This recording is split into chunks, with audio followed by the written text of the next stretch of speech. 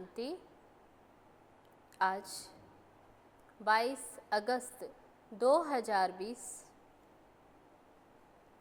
बाबा कहते, मीठे बच्चे, बाप को तुम बच्चे ही प्यारे हो। बाप तुम्हें ही सुधारने के लिए श्रीमत देते हैं। सदा ईश्वरीय मत पर चल, स्वयं को पवित्र बनाओ। प्रश्न है, विश्व में शांति की स्थापना कब और किस विधि से होती है? उत्तर है, तुम जानते हो विश्व में शांति तो महाभारत लड़ाई के बाद ही होती है, लेकिन उसके लिए तुम्हें पहले से ही तैयार होना है। अपनी कर्मातीत अवस्था बनाने की मेहनत करनी है। सृष्टि के आदि मध्य अंत को, सृष्टि के आदि मध्य अंत का ज्ञान सिमरण कर बाप की याद से संपूर्ण पावन बनना है। तब इस सृष्टि का परिवर्तन होगा। गीत है आज का। आज अंधेरे में है इंसान, ज्ञान का सूरज चमका दो भगवान। ओम शांति। ये गीत है भक्ति मार्ग का गाया हुआ। कहते हैं हम अंधेरे में हैं, अब ज्ञान का तीसरा नेत्र दो। ज्ञान मांगते हैं ज्ञान सागर से, बाकी है अज्ञान। कहा जाता है कलयुग में सब अज्ञान की आसुरी नींद में सोए हुए कुंभकर्ण है। बाप कहते हैं ज्ञान तो बहुत ही सिंपल है। भक्ति मार्ग में कितने वेद शास्त्र आदि पढ़ते हैं, हठ योग करते हैं, गुरु आदि करते हैं। अब उन सबको छोड़ना पड़ता है, क्योंकि वह कभी राजयोग सिखला न सके। बाप ही तो राजाई देंगे, मनुष्य को दे न सके। परंतु उसके लिए ही सन्यासी कहते काग विष्टा समान सुख है, क्योंकि खुद तो घर बार छोड़कर भागते। ये ज्ञान सिवाय ज्ञान सागर बाप के और कोई भी दे न सके। ये राजयोग भगवान ही सिखलाते। मनुष्य को पावन बना न सके। पतित पावन एक ही बाप है। मनुष्य भक्ति मार्ग में कितना फंसे हुए हैं। जन्म जन्मांतर से भक्ति करते आए, स्नान करने जाते हैं। ऐसे भी नहीं सिर्फ गंगा में स्नान करते, तब क्या? बाबा कहते ऐसे भी नहीं गंगा में स्नान करते। जहाँ भी पानी का तालाब देखेंगे तो उसको भी पतित पावन समझते। यहाँ भी गौमुख है, झरने से पानी आता है। जैसे कुएं में पानी आता है तो उनको पतित पावनी गंगा थोड़े कहेंगे। मनुष्य समझते यह भी तीर्थ है। बहुत मनुष्य भावना से वहाँ जाकर स्नान आदि करते हैं। तुम बच्चों को अभी ज्ञान मिला है, तुम बतलाते हो तो भी मानते नहीं। अपना देह अहंकार बहुत है। हम इतने शास्त्र पढ़े हैं, ये किया है, ऐसा अहंकार आ जाता। बाबा कहते ये पढ़ा हुआ सब भूलो। अब इन सब बातों का मनुष्यों को कैसे पता पड़े, इसलिए बाबा कहते ऐसी ऐसी पॉइंट्स लिखकर एरोप्लेन द्वारा गिराओ, पर्चे गिराओ। जैसे आजकल कहते हैं विश्व में शांति कैसे हो, कोई ने राय दी तो उनको इनाम मिलता रहता है। अब वह शांति की स्थापना तो कर ना सके। शांति है कहाँ? झूठी प्राइज देते रहते हैं। अब तुम जानते हो विश्व में शांति तो होती है लड़ाई के बाद। ये लड़ाई तो कोई भी समय लग सकती है, ऐसी तैयारी है। सिर्फ तुम बच्चों की ही देरी है। जब तुम बच्चे कर्मातीत अवस्था को पाओ, इसमें ही मेहनत है।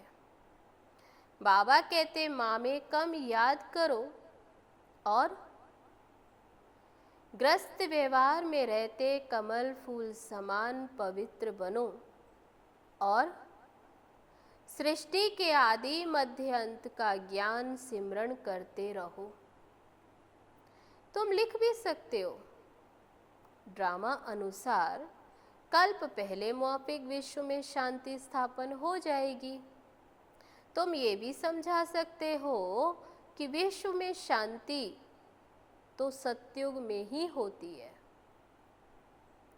यहाँ जरूर अशांति रहेगी, परंतु कई हैं जो तुम्हारी बातों पर विश्वास नहीं करते, क्योंकि उनको स्वर्ग में आना ही नहीं है, तो फिर वे श्रीमत पर चलेंगे नहीं।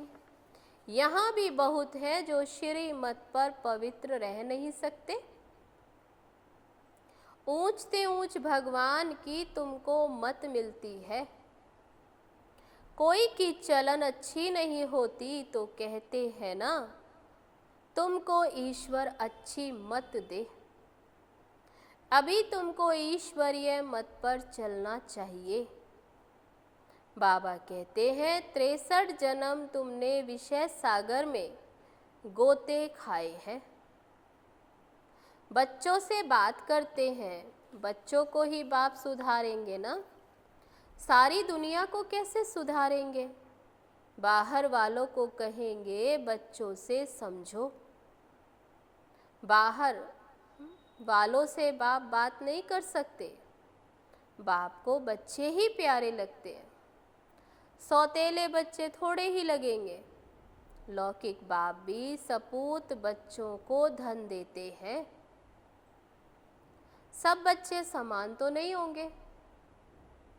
बाबा भी कहते हैं जो मेरे बनते हैं उन्हों को ही मैं वर्षा देता हूँ, जो मेरे नहीं बनते तो बाबा कहते वह तो ये ज्ञान हजम भी नहीं कर सकते, श्रीमत पर चल नहीं सकते, वे है भगत।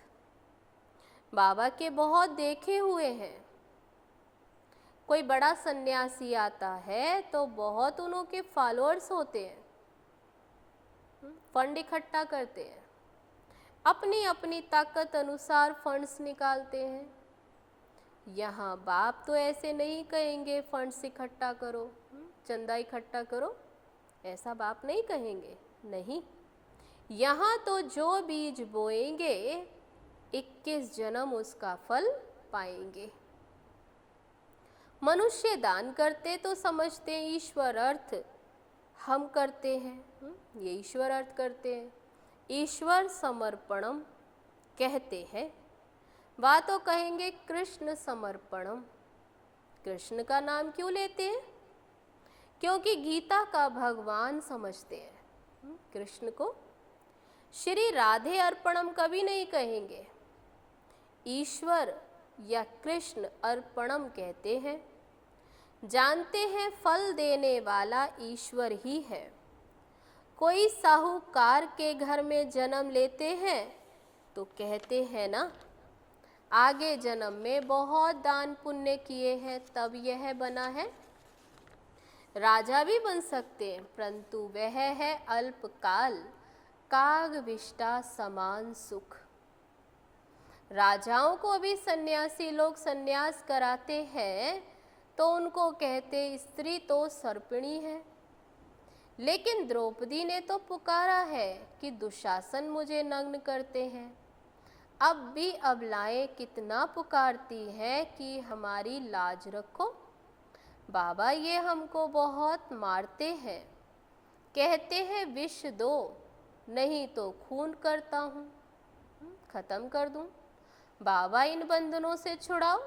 बाबा कहते बंधन तो खलास होने ही हैं, फिर 21 जन्म कभी नग्न नहीं होंगे। वहाँ विकार होते नहीं, इस मृत्यु लोक में ये अंतिम जन्म है, ये है ही विशेष वर्ल्ड। दूसरी बात बाबा समझाते कि इस समय मनुष्य कितने बेसमझ बन गए हैं। जब कोई मरता है कहते हैं स्वर्ग पधारा, लेकिन स्वर्ग है कहाँ? यहाँ तो नर्क है। स्वर्गवासी हुआ तो जरूर नर्क में था, परंतु किसको कहो तुम नर्कवासी हो तो क्रोध में आकर बिगड़ पड़ेंगे। ऐसे ऐसे को तुमको लिखना चाहिए। फलाना स्वर्गवासी हुआ तो इसका मतलब तुम नर्कवासी हो। हम तुमको ऐसी युक्ति बताएं जो तुम सच सच स्वर्ग में जाओ। ये पुरानी दुनिया तो अब खत्म होनी है। अखबार में निकालो कि इस लड़ाई के बाद विश्व में शांति होनी है। 5000 वर्ष पहले मुआफिक वहां एक ही आदि सनातन देवी देवता धर्म था। वो लोग फिर कहते वहां भी कंस जरासंधी आदि असुर थे। त्रेता में रावण था। अब उनसे माथा कौन मारे? ज्ञान और भक्ति में रात दिन का फर्क है। इतनी सहज बात भी मुश्किल किसकी बुद्धि में बैठती है? तो ऐसे ऐसे स्लोगन्स बनाने चाहिए। इस लड़ाई के बाद विश्व में शांति होनी है ड्रामा अनुसार। कल्प कल्प विश्व में शांति होती है, फिर कलयुग अंत में अशांति होती है। ये ड्रामा में नूंद है। सतयुग में ही विश्व में फिर शांति होनी है ड्रामा अनुसार। ये भी तुम लिख सकते हो गीता में, भूल करने से ही भारत का यह हाल हुआ है। पूरे 84 जन्म लेने वाले श्री कृष्ण का नाम डाल दिया, श्री नारायण का भी नहीं डाला। उनके फिर भी 84 जन्मों में से कुछ दिन कम कहेंगे ना, क्योंकि नारायण तो फिर भी बड़े हैं। तो बाबा कहते हैं हाँ कुछ दिन कम कहेंगे। कृष्ण के पूरे 84 जन्म होते हैं।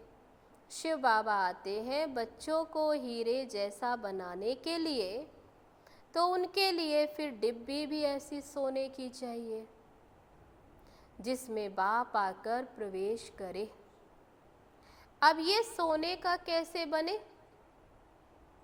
तो फट से उनको साक्षात्कार कराया। किसको?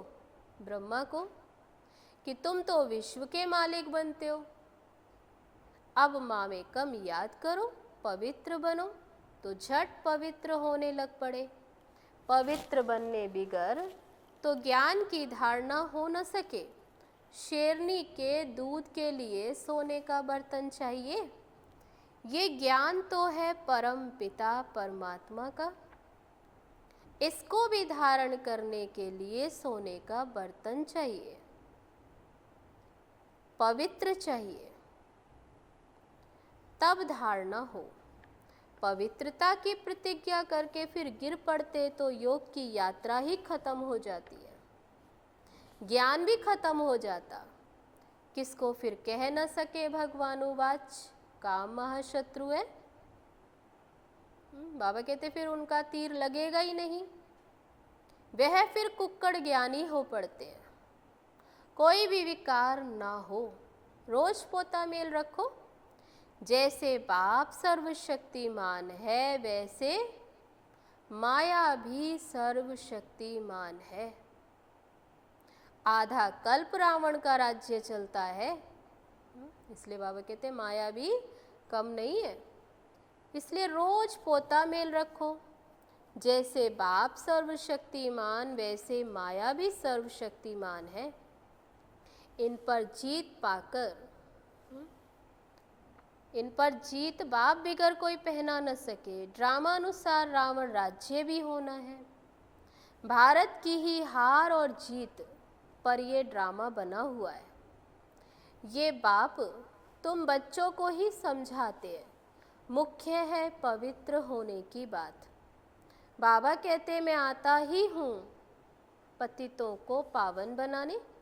बाकी शास्त्रों में पांडव और कौरवों की लड़ाई, जुआ आदि बैठ दिखाए, ऐसी बात हो कैसे सकती?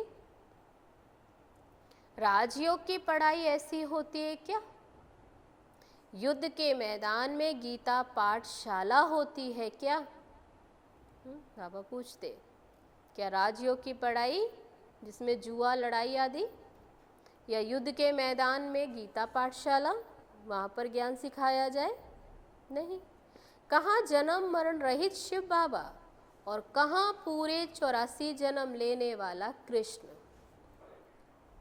उनके ही अंतिम जन्म में बाप आकर प्रवेश करते हैं। कितना क्लियर है। ग्रस्त व्यवहार में रहते पवित्र भी बनना है। सन्यासी तो कहते दोनों इकट्ठे रहे पवित्र नहीं रह सकते। कहो तुमको तो कोई प्राप्ति नहीं है तो कैसे रहेंगे? यहाँ तो हम विश्व की बादशाही लेते। बाप कहते मेरे खातिर कुल की लाज रखो। शिव बाबा कहते इनकी दाढ़ी की लाज रखो। ये एक अंतिम जन्म पवित्र रहो तो स्वर्ग के मालिक बनेंगे। अपने लिए ही मेहनत करते हैं, दूसरा कोई स्वर्ग में आ नहीं सकता।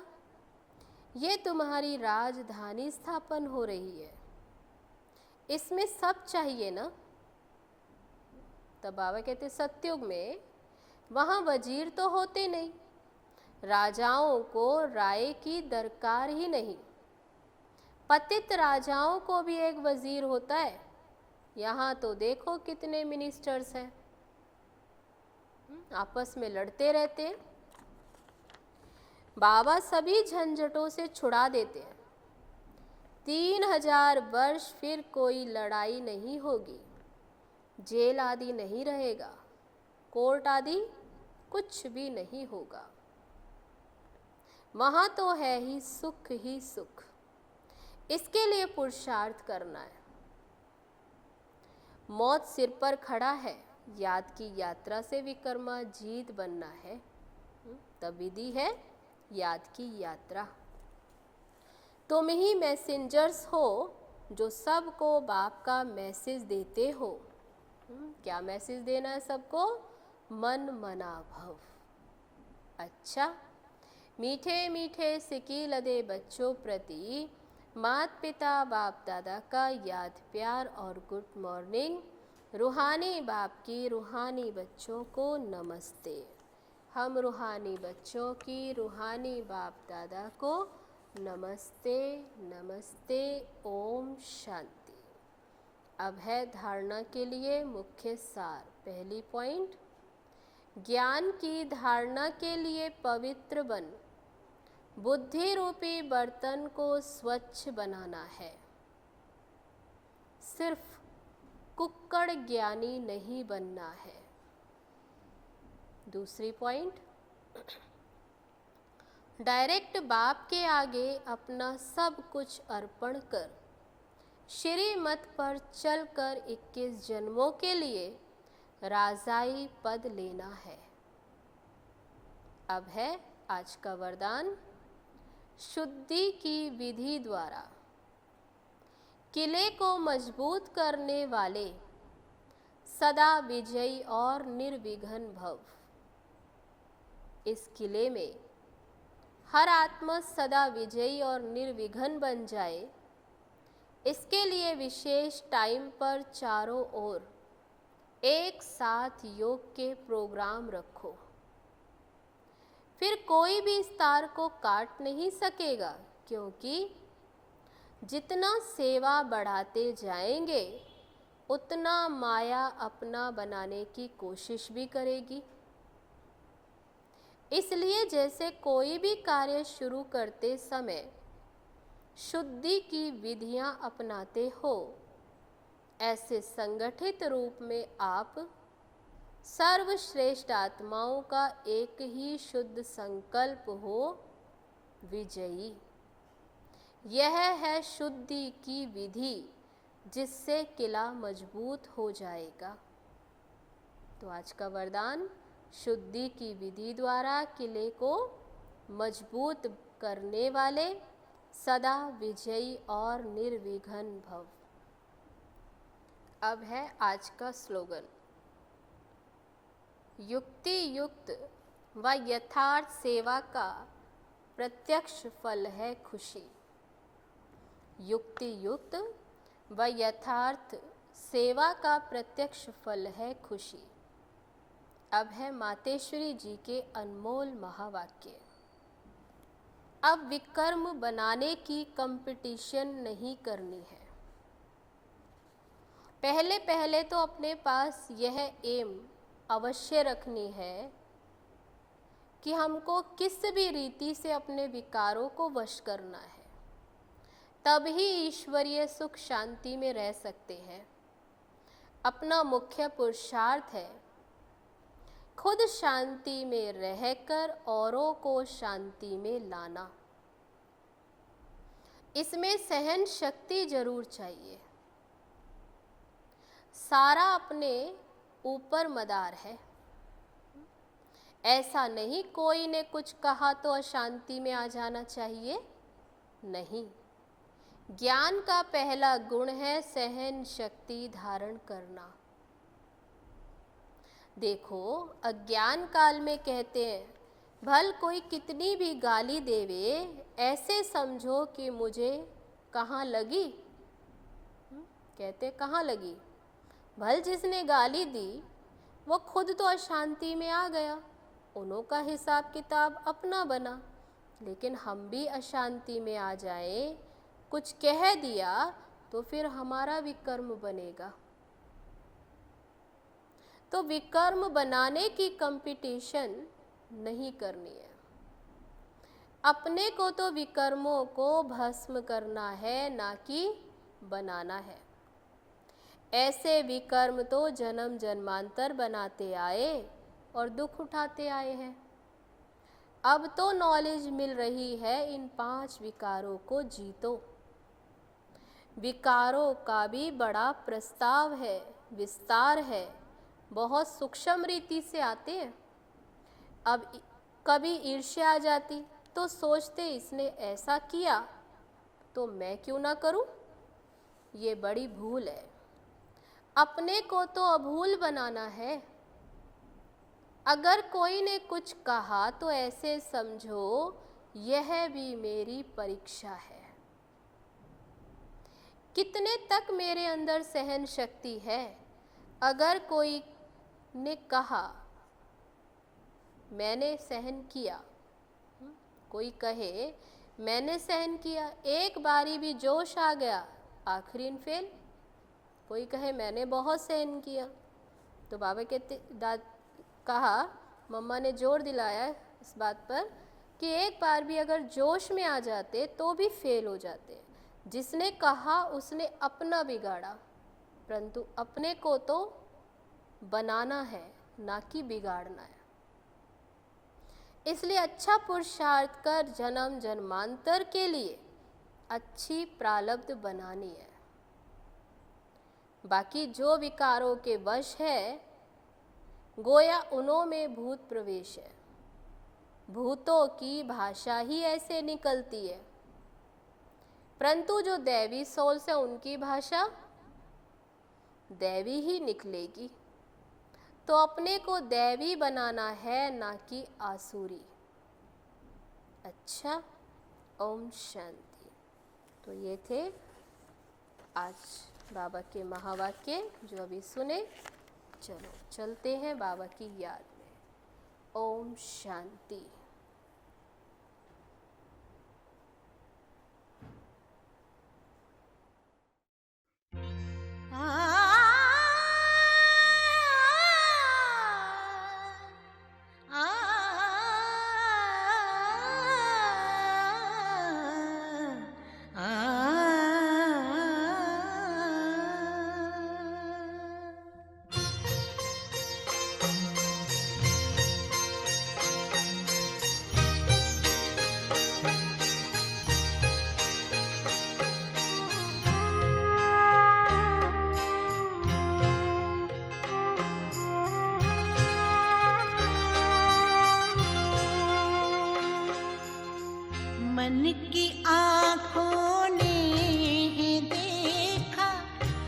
पास आकर आपके मन की आँखों ने है देखा, पास आकर आपके जिंदगी का रंग सुनहरा हो गया है आपसे, जिंदगी का रंग सुनहरा हो गया है आपसे। मन की